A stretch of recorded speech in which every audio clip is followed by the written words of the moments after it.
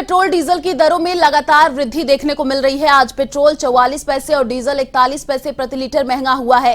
14 दिन में 12वीं बार पेट्रोल डीजल के दाम बढ़े हैं। राजधानी जयपुर में पेट्रोल 116 रुपए 27 पैसे और डीजल 99 रुपए 29 पैसे प्रति लीटर हुआ है। 14 दिन में पेट्रोल 9 रुपए 21 पैसे और डीजल के दाम 8 रुपए 59 पैसे प्रति लीटर हुआ है।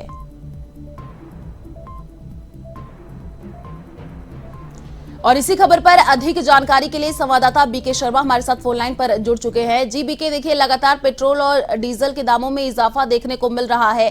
अभी राजधानी जयपुर में क्या माहौल देखने को मिल रहा है, क्योंकि लगातार पेट्रोल और डीजल के दाम बढ़ रहे हैं। पेट्रोल 44 पैसे और डीजल 41 पैसे प्रति लीटर महंगा हुआ है। आयुषी, जैसे ही कि हमारी पहले बात हुई थी तो मैंने बताया था कि ये पेट्रोल के दाम 125-130 रुपए लीटर तक जा सकते हैं, तो उस तरफ ये कदम बढ़ा रहा है पेट्रोल धीरे धीरे। डीजल भी 100 रुपए का जो शतक लगाने वाला है, इसको फिलहाल रुकेगा ऐसा कोई संकेत कहीं से मिल नहीं रहे। सरकार की ओर से भी कोई इस तरह के प्रयास नहीं किए जा रहे कि कीमतें कम की जाए।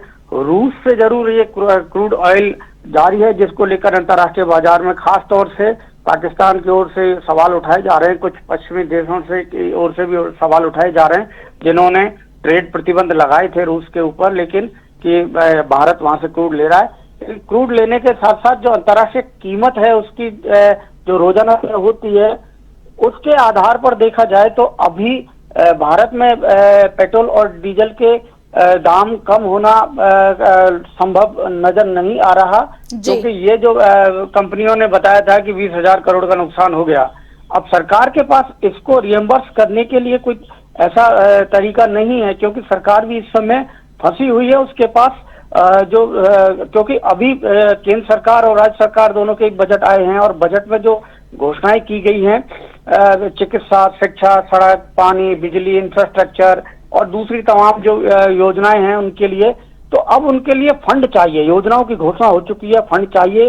तो इसमें जो रेवेन्यू कम नहीं कर सकती सरकार, और अब दूसरी योजनाओं के लिए, इसलिए उन्होंने इसको तय कर लिया कि कीमतें धीरे धीरे उसके जो पेट्रोलियम कंपनियां हैं उनके घाटे को कम किया जाएगा, और ये कीमतें फिलहाल बढ़ती रहेंगी। अगर बहुत एकदम से अंतर्राष्ट्रीय बाजार में क्रूड ऑयल के दाम 70 रुपए 80 रुपए पर 70 या 80 डॉलर प्रति बैरल पर आ जाते हैं तो एक अलग बात है। बाकी तो अभी ये कीमतें कम होने का कहीं भी कोई संकेत नहीं मिल रहे। आयुषी जी बीके, देखिए महंगाई की मार आम जनता को झेलनी पड़ रही है। अगर बात करें तो इसमें पॉलिटिक्स भी गजब की देखने को मिल रही है। सीएम अशोक गहलोत ने भी बाड़मेर में महंगाई के विरोध में प्रदर्शन किया था। जी हाँ, ये राजनीति कोरोना जब से शुरू हुआ और उसके बाद से लगातार पॉलिटिक्स चल रही है। उधर केंद्र सरकार की ओर से भी बयान जारी किए जाते हैं कि राज्य सरकारें अपना वैट कम करें और इसको पेट्रोल और डीजल पर, लेकिन दोनों का इसमें लगभग बराबर भागीदारी है। उत्पाद शुल्क केंद्र सरकार वसूलती है पेट्रोल डीजल से, और वैट राज्य सरकारें वसूलती हैं। तो राज्य सरकार भी अगर चाहे तो अपना वैट कम कर सकती है, केंद्र सरकार उत्पाद शुल्क कम कर सकती है, लेकिन दोनों ही कम नहीं करना चाहते और एक दूसरे के ऊपर आरोप लगाए जा रहे हैं।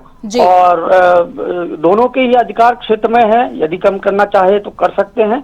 लेकिन समस्या यही है कि जो दूसरी योजनाएं हैं, और खासतौर से फ्री का जो एक पैटर्न चला है कि फ्री बांटना, फ्री बिजली, फ्री शिक्षा, फ्री चिकित्सा, तो उसके लिए जो फंड चाहिए वो कहीं ना, ये यहाँ एक सोर्स है पेट्रोल और डीजल का, इस सोर्स को कम नहीं करना चाहते, खत्म करना नहीं चाहते सरकार। वो एक दूसरे के ऊपर आरोप लगा रहे हैं। महंगाई वो सब राजनीति है, लेकिन कंक्रीट लेवल पर अगर देखा जाए, ग्राउंड लेवल पर कि प्रयास कोई भी सरकार करना नहीं चाहती। प्रयास इसमें एक ही है, कोई और ज्यादा प्रयास करने की इसमें जरूरत नहीं है। आपको टैक्स कम करना पड़ेगा, टैक्स कम करेंगे तो आपका रेवेन्यू कम होगा, रेवेन्यू कम होगा तो आपकी दूसरी योजनाओं के लिए फंडिंग कम होगी। तो ये तमाम चीजें हैं, तो इस पर ये राजनीति चलती रहेगी। लेकिन जब तक कि अंतर्राष्ट्रीय बाजार में क्रूड ऑयल के दाम एकदम से कम नहीं होते हैं, पेट्रोलियम कंपनियों का घाटा कम नहीं होता है, तब तक पेट्रोल और डीजल के दाम इसी तरह बढ़ते रहेंगे। आयुषी जी, शुक्रिया बीके तमाम जानकारी साझा करने के लिए। तो पेट्रोल और डीजल के दामों में लगातार बढ़ोतरी देखने को मिल रही है।